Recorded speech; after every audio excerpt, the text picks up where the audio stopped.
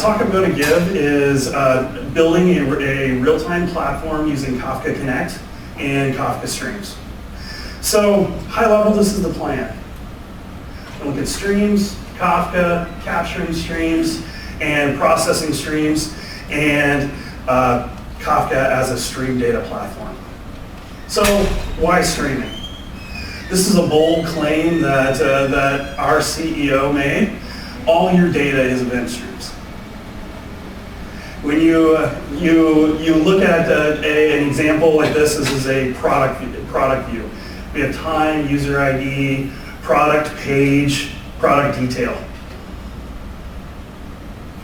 So the other things that we have are sensors. Like we heard a great conversation earlier about all of the metrics and data collection that they're pulling in. Log files, looking at what Jay is serving off of his laptop. And then we have things like databases, so pulling in change capture events, saving user profile data. And then we have things like tables and looking at key and value. And then we also look at tables over time.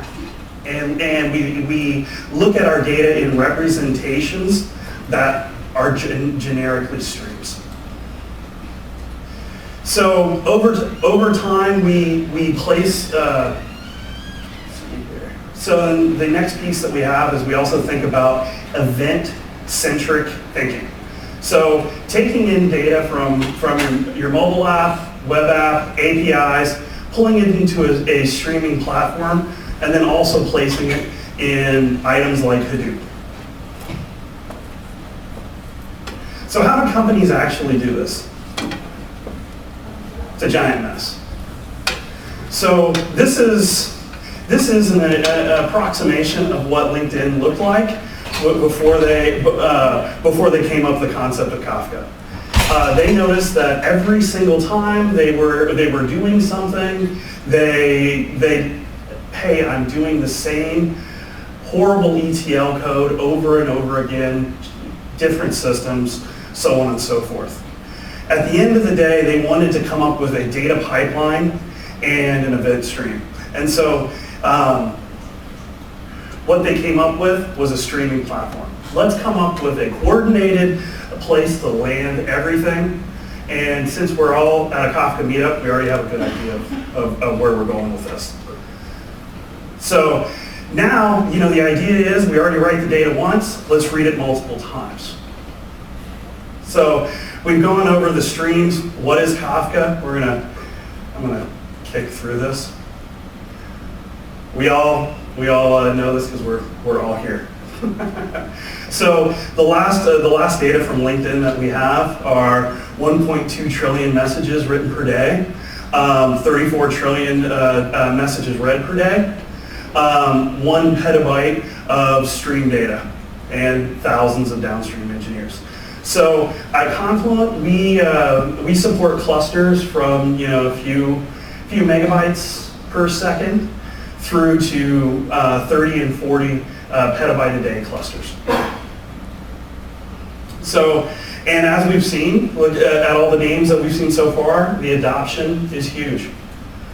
Don't beat me up because your logo's on there. Yeah, that's what I was pointing at. So the streaming platform is, we're pulling all of this data, we're pulling it into a centralized place.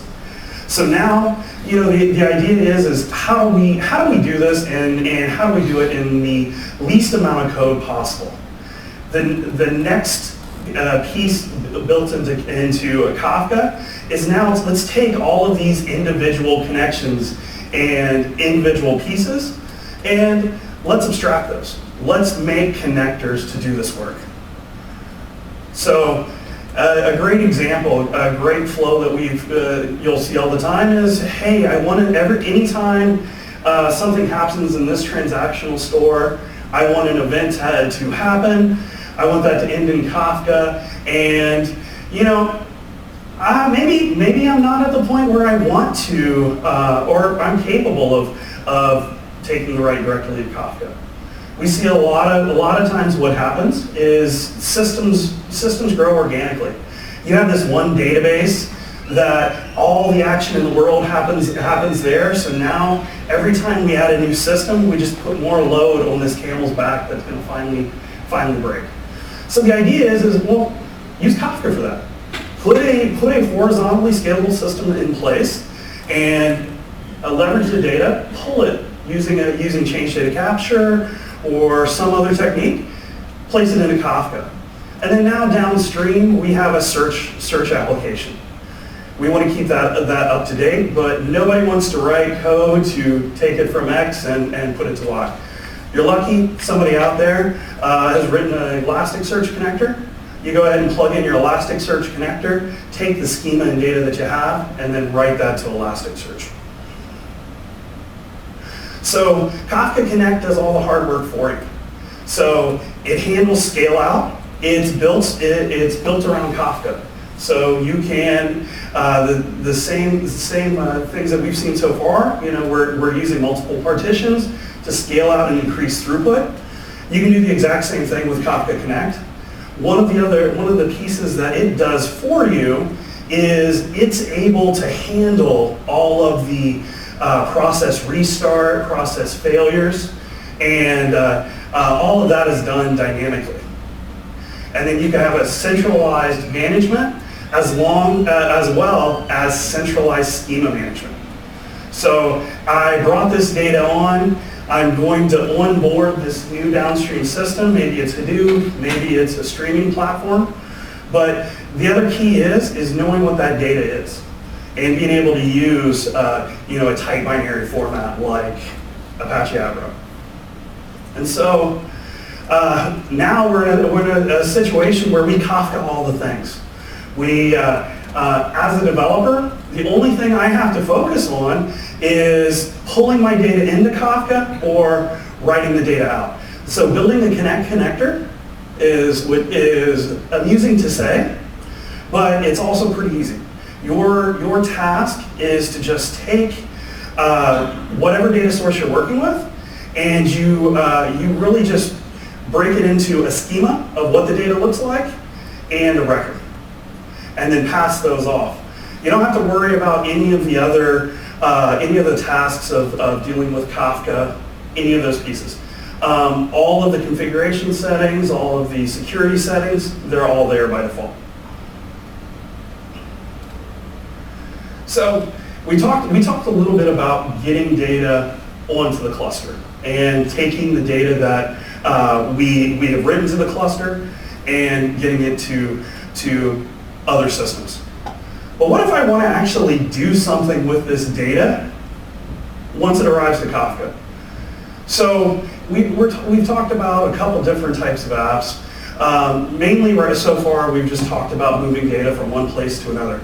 But what if I want to do something like, we were looking at page views. I want to do a running count of what pages were hit, or I want to do something like clickstream analysis for a specific user, and maybe do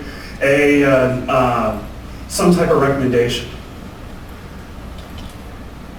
So from there, we talk about what is stream processing. Well, here's what stream processing isn't necessarily. Transient, approximate, and lossy. Those are characteristics that have been unfairly tagged to streaming at this point. The paradigms for programming have been request response, batch, or stream processing.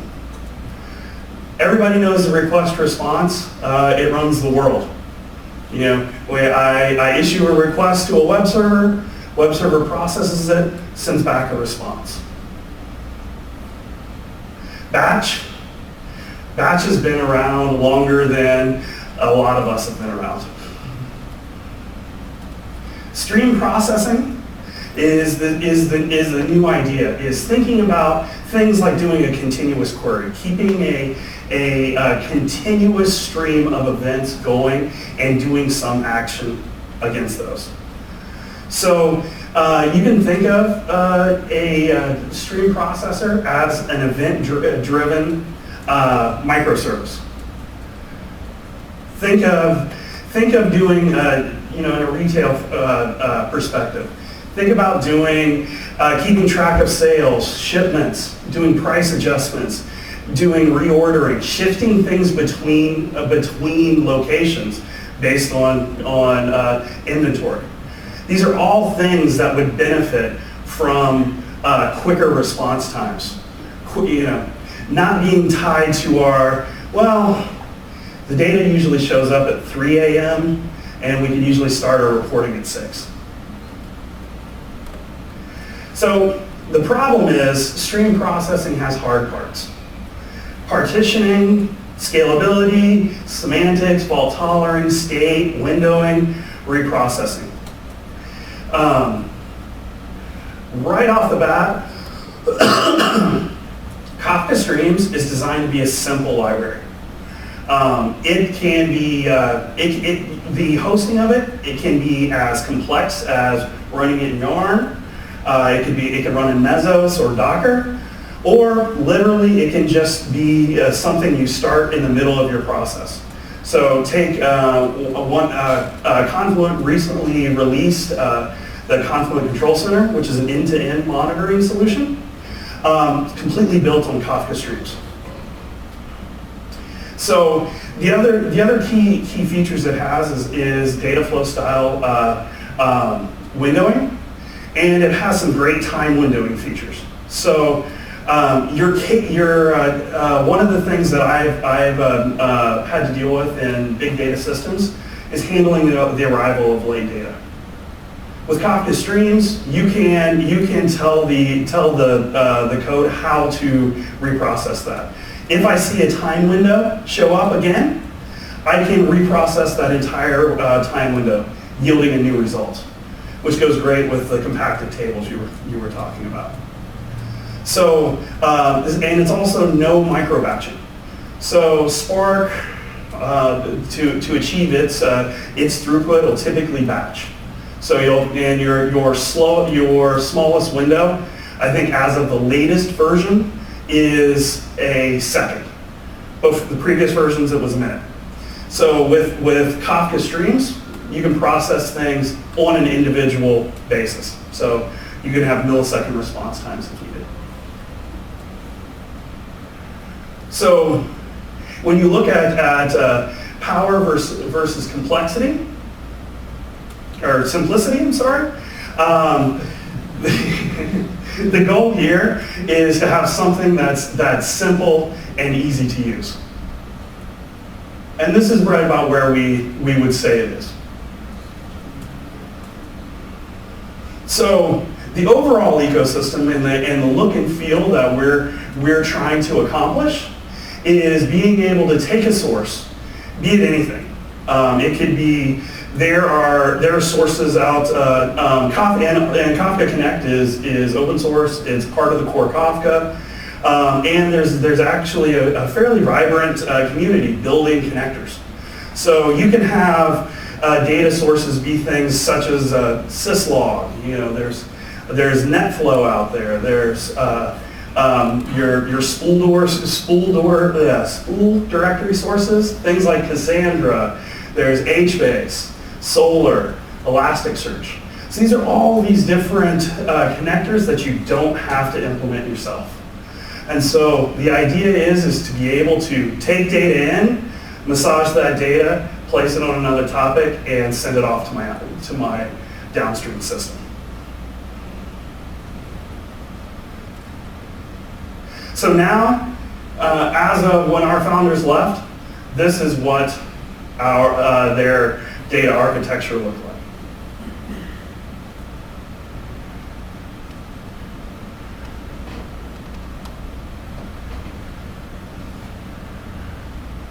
And this is the complexity and of the overall data warehouse.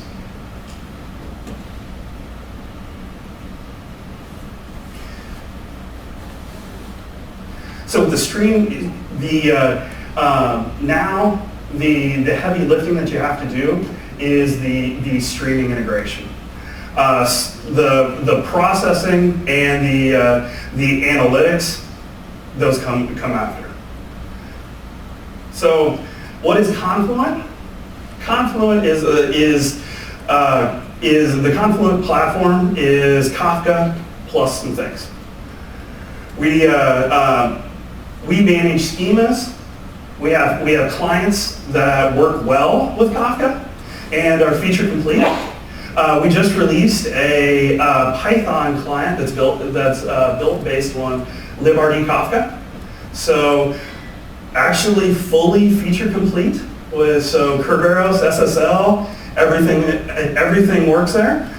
We have Go support coming and fully featured .NET support coming as well. We also provide a REST proxy to work with Kafka. So if you have a client that doesn't work well with Kafka or doesn't have the proper security features, we have that as well as the management tools. And so things like our connectors, our clients, our REST proxy, our schema management, all of these are available and they're open source. So you can check out github.com/Confluent Inc. and you'll see all of our open source projects there. So I also, you had mentioned log compaction. Check out our blog. We actually just put out a great overview on log compaction. And during the monthly development cycles, they're chatting about them. We also set up developer, ask me anythings. So we'll set up we use this, I'm glad nobody from the home office is here, this really bad video conferencing system called Zoom. And we'll set up a Zoom room and let anybody join and ask questions about features like Kafka Streams or Kafka Connect. And so last but not least, again, I'm Jeremy Custenborder. Feel free to email me, ask me any questions that you want. And then also, we have training coming up. And we're one of the few companies that offers operations training. So there's going to be a class here December 10th. And here is a 10% discount code. That will work for any training that we have. And then also, I don't know if I'm allowed to say this, but I'm going to anyways. We're supposed to start doing some online training as well. So you wouldn't have to travel. But if there's any questions, please let me know. Is the schema registry, is that part of the Confluent platform, and what's your short pitch on when people might need a schema registry? Well, my short pitch is, I don't care if you use, this is me stepping away from Confluent. I don't care what you use. It's just in a messaging platform period, one of the most important things is managing your schema. You need to know what your data is. So if you use something else, just make sure that everything around schemas is very enforced. So now what the schema registry does is the preferred data format that we recommend is Apache Avro. What our schema registry does is it is a serializer that plugs into the client, and it will, anytime a message is produced, it will communicate back with the server, for the first time it sees that schema. It ensures that it ensures that if there is a schema evolution, that schema evolution is valid. And if it's not, it throws an exception. So for example, if you add a new field but set it required and don't set a default, it'll throw an exception telling you to correct that. Do you do the schema check on every message that gets? No, it's cached. So it would be the first time that client sees that message. So if I had 100 producers, there would be 100 calls. And if one of the producers changes the schema, then how do you detect that? So it will register and it'll ensure that it's a backwards compatible. So it's fine to evolve your schema. For example, like if I add a new field and I don't set it as required, that's fine. It's still valid data, but the idea is to ensure that your downstream consumers will not be killed by bad data. Does it enforce version bumps every time you change it? What do you mean by first? Well, like for uniqueness, like, does it allow you to make changes to the schema but still call it the same thing for uniqueness framework? Yeah. So, and we also keep track of all versions. Is Confluent working with Azure to release any sort of PaaS offering, PaaS service? At the moment, no. We are working on becoming certified on the Azure platform and AWS as well. So we're still in, I would say, an infrastructure as a service offering. What's your short argument about Kafka versus Confluent? Well, client support, lock-in. You can only hold 24 hours worth of data, and I think they just changed that to 7 days. That was like a recent change. There's so many more, so much. There's a vibrant ecosystem around Kafka. It just isn't there yet. Sorry, what was the other technology? Kinesis. Kinesis. Amazon. Got it. Yeah. So somebody using Connect, the Kafka Connect, how do they monitor it? So monitoring Kafka Connect at the moment is done via a REST API, or you use something like our Confluent Control Center. Could you show us a demo of that? Yeah, I can do that. Yeah, the lack of standard UI for management in all phases is kind of always been home rule feel of it. Yeah. Really help really have something. So, all right. Let's take a look here. Now, unfortunately, I left the demo running on my laptop, and it's weird, these streaming systems don't like sleeping. And of course, let's see here.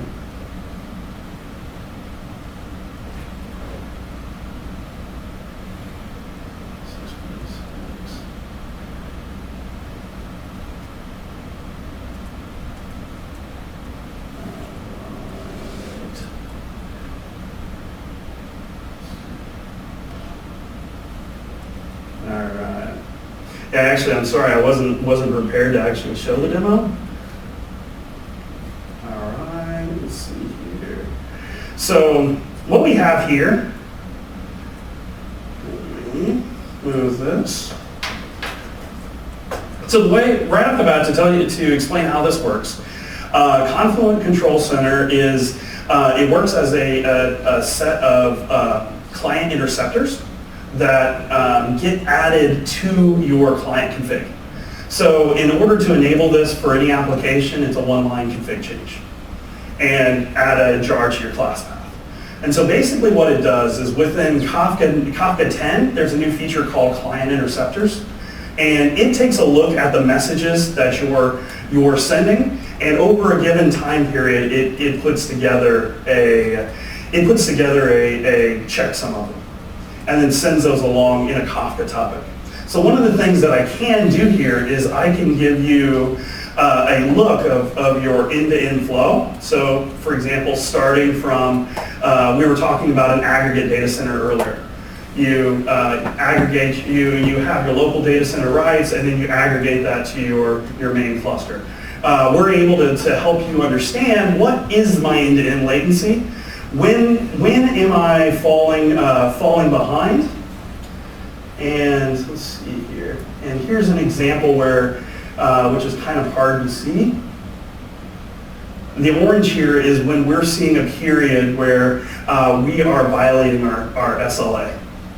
The idea here with Confluent Control Center is to be able to identify when we're violating an SLA and drill down and identify the exact consumer that's causing the issue.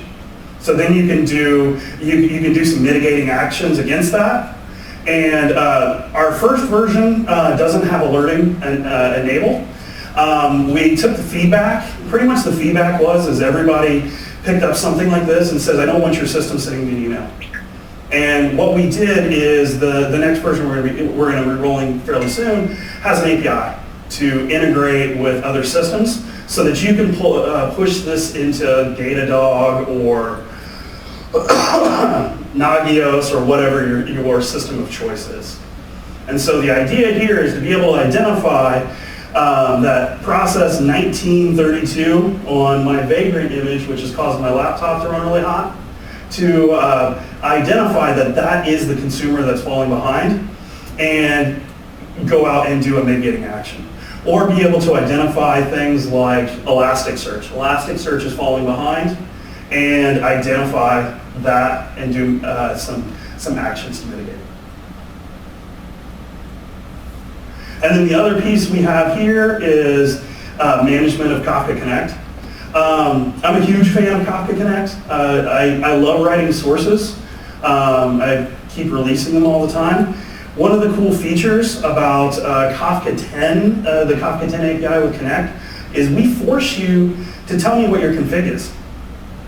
And what that allows you to do is easily verify, one, that, hey, my config's right, but two, this system, for example, will pull in the data directly from your code and display a nice UI to manage it.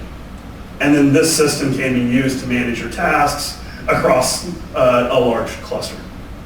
Will this display the schema and so on that you're using? This version, no. The next version will.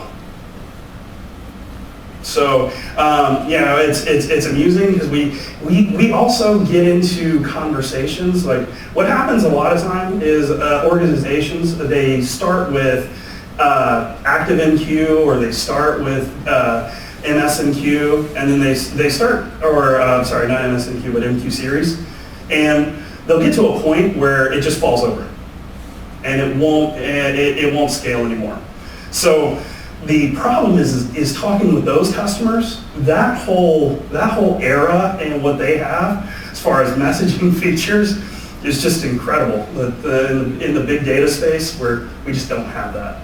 So they're starting to show up on our product roadmap, and that's one of the features that's going to be coming.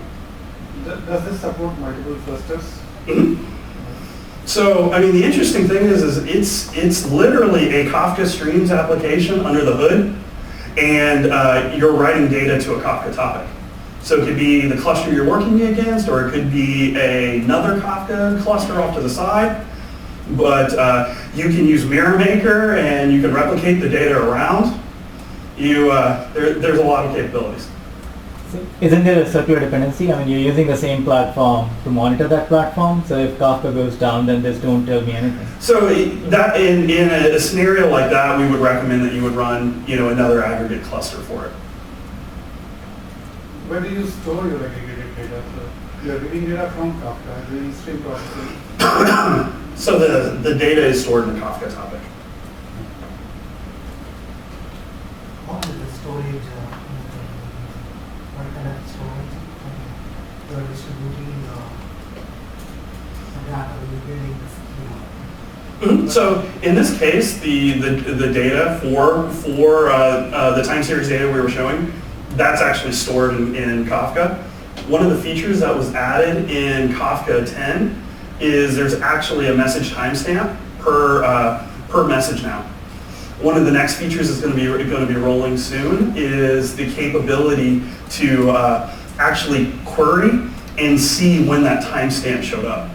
And then another feature that we've added in Kafka 10 is you can control what timestamp that is. So for example, if you're doing something where you're parsing logs, you can overwrite the message time to be the actual event time, not the processing time.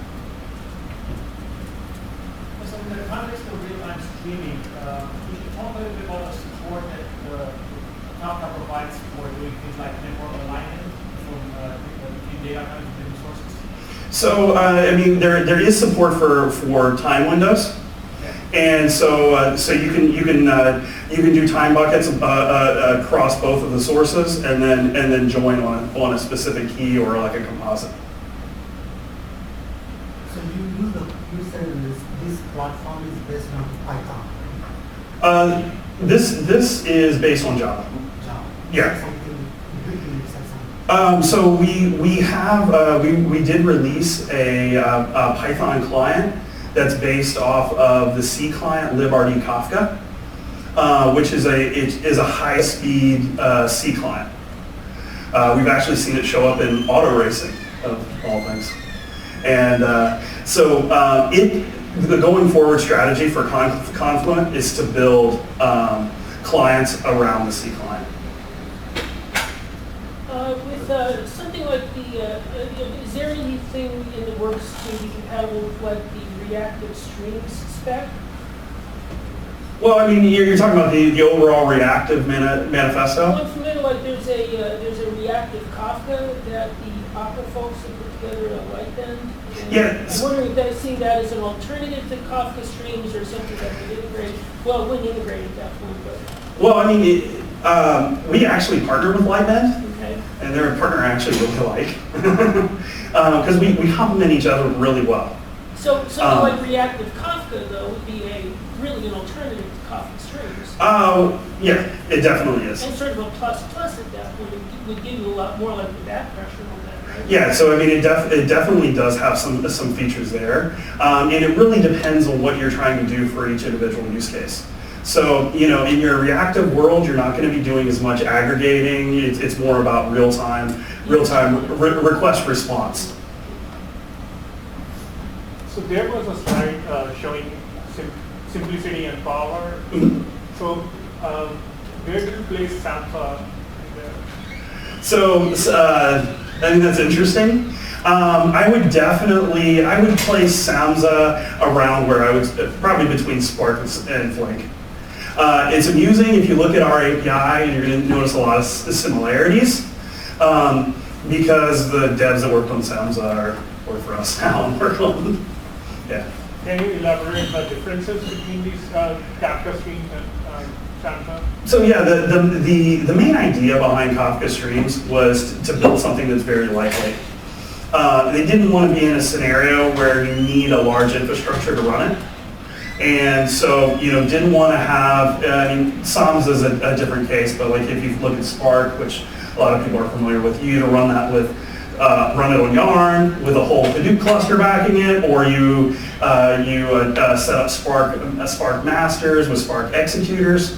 The idea was to be able to put something together that was very simple, that would scale nicely, and the deployment was very easy.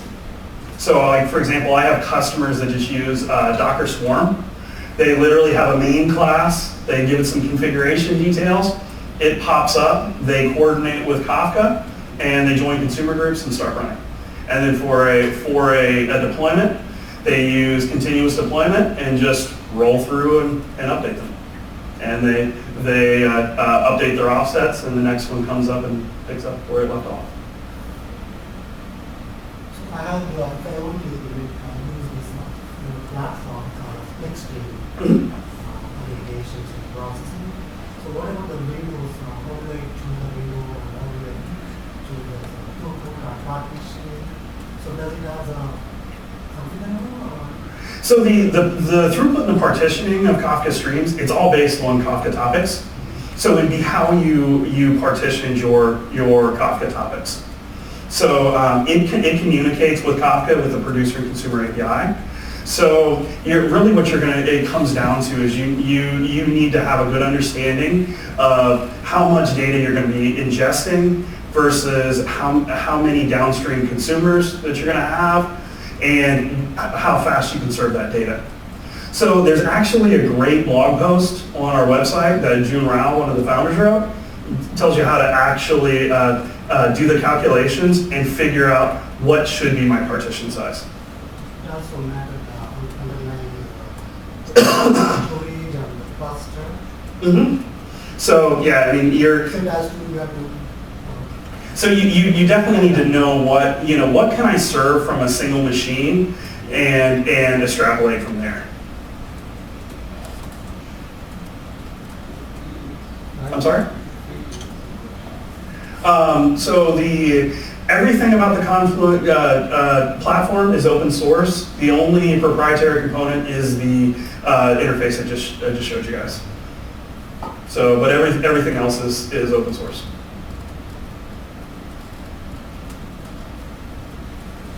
All right. Any other questions? Well, thanks everybody.